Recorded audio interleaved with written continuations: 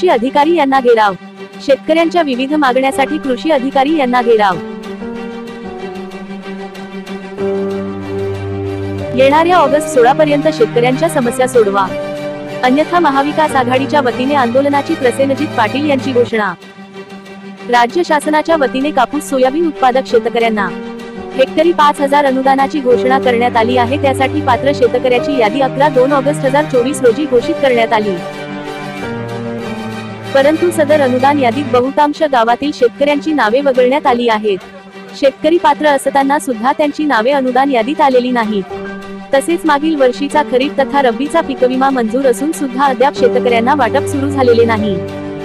पंतप्रधान शेतकरी सन्मान योजनेच्या लाभार्थी शेतकऱ्यांना त्रुटी दाखवून डावलले जात आहे। अशा विविध मागण्यासाठी राष्ट्रवादी काँग्रेस शरदचंद्र पवार पक्षाचे नेते प्रसेनजीत पाटील तथा शिवसेना उद्धव बाळासाहेब ठाकरे पक्षाचे सहसंपर्क प्रमुख दत्तात्रय पाटील यांनी आज दिनांक 12 ऑगस्ट 2024 रोजी पदाधिकारी व शेतकऱ्यांसह जळगाव जामोद कृषी अधिकारी यांना घेराव घालून वरील विविध मागण्यांसंदर्भात कृषी अधिकारी यांना जाब विचारला। तसेच येणाऱ्या 16 तारखेपर्यंत शुक्रवार पर्यंत वरील समस्यांचा निपटारा न झाल्यास महाविकास आघाडीच्या वतीने आंदोलनाची हाक देण्यात आली।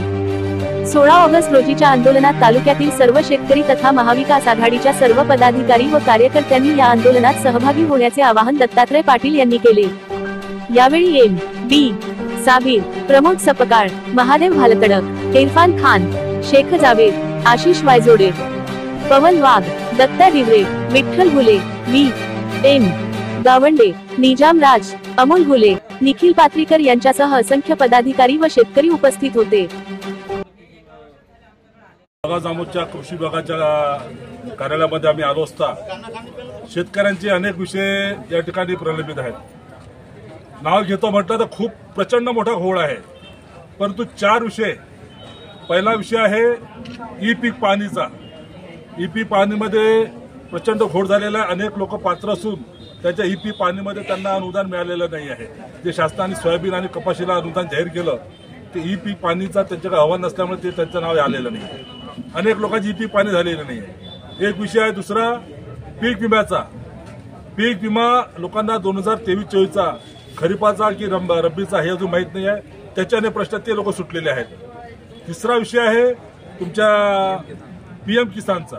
पीएम किसानचे 19च्या अगोदरचे अनेक खाते त्यांनी बंद पडलेले आहेत। 19 नंतरचे खाते घेणंच बंद केलेले आहेत। तो एक फार मोठा विषय आहे। आणि चौथा विषय आहे अनुदानाचा। अनुदान झालं विषय। असे 3-4 विषय आहेत। या सर्व विषयाकरता ज्या तुमच्या तक्रारी असतील त्या तक्रारी कृषी सहायकाकडे द्या, त्याची ओसी घ्या आणि त्यांना शुक्रवारपर्यंत साहेबांनी त्याला आपल्याला वेळ मागितलाय, त्यांना आपण शुक्रवारपर्यंतची वेळ दिलेली आहे। शुक्रवारी आपण या ठिकाणी धरणे आंदोलन ठेवलेलं आहे। मोर्चा वगैरे हा करायचं नाही करायचं आपण नंतर ठरवू।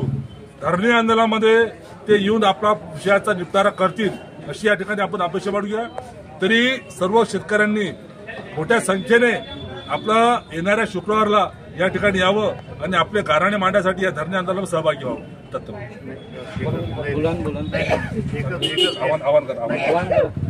जो शुक्रवारी आपण या कृषी विभागामध्ये जे काही आपण याचं धरणे आंदोलनाचा विषय निर्णय घेतलेला आहे त्याकरता या तालुक्यातील सर्व शेतकऱ्यांनी त्या धरणे आंदोलनामध्ये अतिशय मोठ्या संख्येने उपस्थित राहावं की जेणेकरून या कृषी विभागावर फार मोठा एक दबाव निर्माण झाला पाहिजे। म्हणून महाविकास आघाडीच्या सर्व शेतकऱ्यांनी आणि पुढाऱ्यांनी आणि सर्व कार्यकर्त्यांनी याच्यामध्ये भाग घ्यावा अशा प्रकारचा एक शिवसेनेचा जिल्ह्याचा सहसंपर्क प्रमुख म्हणून आवाहन करतो आणि थांबतो।